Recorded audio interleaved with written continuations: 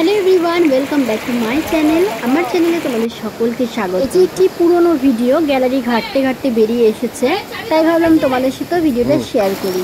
জায়গাটা পাহাড়ি এলাকা, বুঝতেই পারছো নিশ্চয়ই। ইয়েস, এটা হলো রেলিংয়ের বিজনবাড়ির একটা হোমস্টে। এতদিন তো সিকিম, গ্যাংটক, লাচুং, লাচেন থেকে শুরু করে দার্জিলিংয়ের বেশ কয়েকটা জায়গা আমাদের ঘোরা হয়ে গেছে, তবে বিজনবাড়ির এই হোমস্টেটা আমার সব থেকে বেস্ট লেগেছে। একদম নিস্তব্ধ, নিঝুম, কোলাহল মুক্ত পরিবেশ, সব মিলিয়ে দারুণ একটা বিষয়। নিস্তব্ধ বলাটা ভুল, কেননা ওই যে রঙ্গিত নদী বয়ে চলেছে আপন শব্দে আপন বেগে।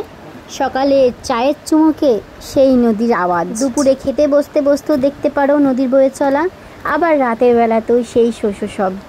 উফ, কি যে পরিবেশ, কি বলবো। এটা একটা রুম, যদিও এটা অন্য একজনের ছিল, তারা সকালবেলায় চেক আউট করে বেরিয়ে গেছেন। আর আমাদের রুমটাও আছে ওই যে ডান দিকে। তো এই রুমটা খালি ছিল বলে তো আমরা দেখতে এসেছিলাম। এই রুমের মধ্যে একটা গাছ আছে, খুবই সুন্দর। আর আমাদের রুমটা দেখতে পাবে, এই দেখো সামনে দিয়ে এই রুমগুলো আমাদের ছিল। ভীষণ ভীষণ ভীষণ মজা করেছি। অনেকে বলে পাহাড় সুন্দর, অনেকে বলে সমুদ্র সুন্দর। আমার পার্সোনালি পছন্দ হচ্ছে পাহাড়।